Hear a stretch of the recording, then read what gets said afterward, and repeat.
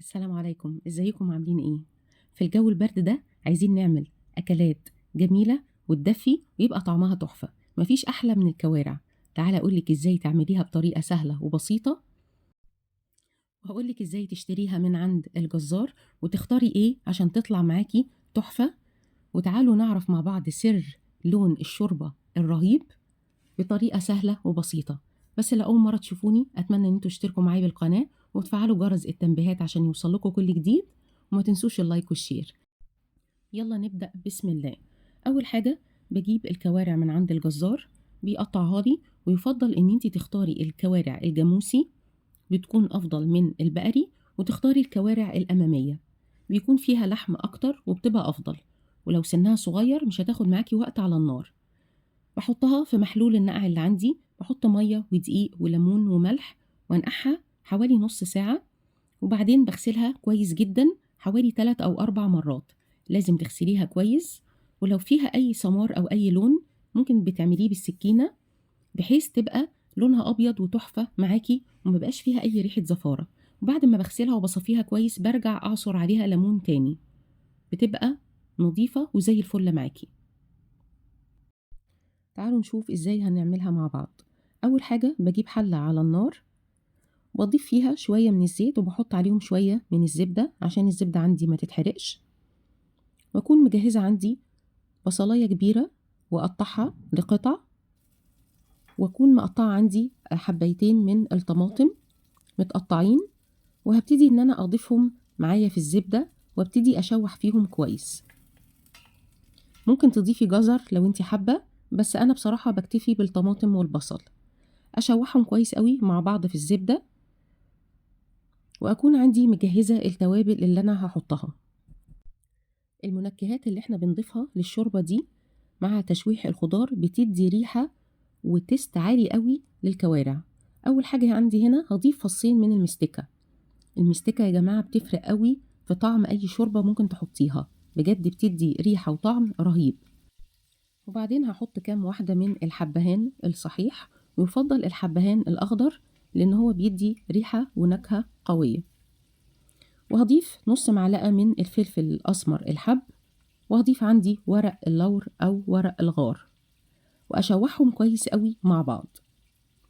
الخضار لما بيتشوح كويس جدا مع التوابل وبيدبل معاكي بيدي ريحة قوية ويبقى طعمه رهيب. مش عايزة أقول لكم الريحة كانت رهيبة إزاي. أهم حاجة تشوحي الخضار كويس قوي، أنا عايزة أشم ريحة التوابل. الخطوة دي إحنا ليه بنعملها؟ لما بتيجي تشوحي الخضار كويس وبعد كده بضيف عندي الكوارع وبشوحها، أولا هتاخدي معاكي شوربة لون وطعم رهيب، والكوارع كمان هتاخد لون تحفة وهيبقى طعمها في منتهى الجمال. مش هيتكون عندك أي زفارة ولا أي ريم، وهتبقى بجد رهيبة أحلى من المحلات مليون مرة. كفاية ان انت عاملاها بنظافة جوه البيت. الأكلات اللي هي زي الكوارع والممبار والطحال، الحاجات اللي هي بتاعة المذبح دي، يفضل ان انت تعمليها جوه البيت بنفسك، هتتعمل بنظافة وهيبقى طعمها تحفة. الطريقة دي لما بشوح الكوارع وبعملها مع الخضار بتبقى أفضل كتير من ان انت تحطيها في مية سخنة وبعدين تخليها تاخد غلوة وبعدين تشيلي المية وتروحي تبدلي المية. بجد الخطوة دي بتغنيكي عن ان انت تعملي كده، وهيطلع معاكي شوربة لون وطعم تحفة، والكوارع كمان هتستوي معاكي وهتبقى رهيبة. انا هنا ضفت الكوارع وبشوحها بقى تشويحة كويسة. اهم حاجة تديها وقتها في التشويح، كل ما هتاخد وقتها كل ما هيطلع معاكي شوربة مركزة ودسمة وطعمها رهيب، وهتستوي معاكي وهتبقى تحفة. الكوارع من الأكلات الجميلة والمفيدة، مفيدة جدا في ليونة المفاصل وبتعالج خشونة الغضاريف عشان فيها مادة جيلاتينية بتبقى بجد رهيبة. أنا كنت الأول مش بحب أكلها خالص، بس لما جربت الطريقة دي بجد هتفرق معاكي قوي، وهيطلع معاكي شوربة وطعم رهيب. خلاص كده أنا بشوحها كويس وبديها وقتها كده على النار في التشويح، وأكون في الوقت ده مجهزة عندي مية سخنة مغلية علشان هضيفها عليها. أضيف المية وأسيبها لما تقلب، طبعا هنغطيها بالمية وأسيبها لما تقلب. بصي ما شاء الله ضفت المية السخنة ده كده لون الشوربة قبل ما لسه تستوي معايا الكوارع.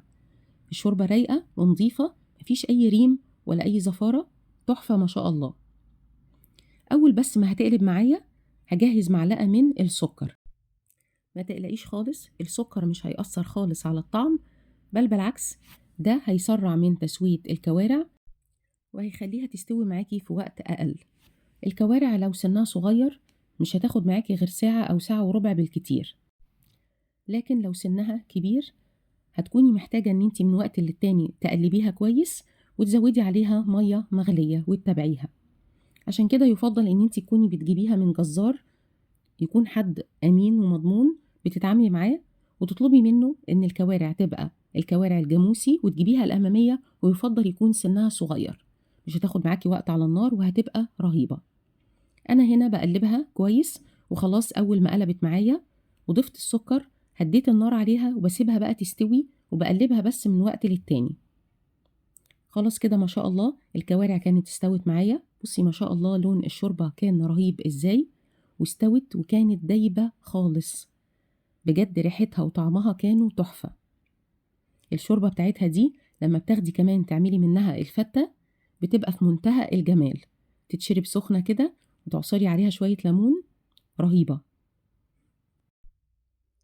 خلاص كده استوت معايا، مش هضيف خالص الملح غير لما تستوي تماما. مجرد ما بتستوي ببتدي ان انا احيق الشوربة بتاعتي واضيف الملح ليها وابتدي ان انا اغرفها. طبعا لما بتيجي تغرفيها بنصفي بس الشوربة علشان البهارات والتوابل اللي احنا حاطينها ما تبقاش فيها، وبنغرفها عندنا بقى في الطبق ونكون خلاص ظبطنا الملح بتاعها، وتتشرب بقى وهي سخنة كده، مغذية جدا وبتدفي وطعمها في منتهى الجمال. ريحتها رهيبة، المستكة مع الحبهان مع الزبدة مع الخضار مدي ريحة في منتهى الجمال للشوربة، مفيش أي ريحة زفارة خالص. بصي مستوية ولينة خالص معايا ازاي، دايبة تماما. تتاكل بقى كده مع طبق فتة حلو، ما شاء الله أكلة في منتهى الجمال. بجد لازم تجربوها بالطريقة دي، هتعجبكم قوي، أحلى من الطريقة التقليدية بكتير. هنا أنا كنت جهزت عندي الفتة، وإن شاء الله هنزل لكم الفيديو بتاعها قريب، وكنت كمان عاملة معاها الطحال، وهقولك إزاي برضو تشتريه وتنضفيه كويس من غير ما يتقطع معاكي، وإزاي تسلقيه ويتحمر معاكي ويطلع معاكي باللون الرهيب ده. هنزلك إن شاء الله الفيديو بتاعه قريب، أنا جهزته هيعجبك قوي. أتمنى يا رب الوصفة تكون عجبتكم، وتابعوني عشان تشوفوا كل الوصفات الجديدة اللي بتنزل.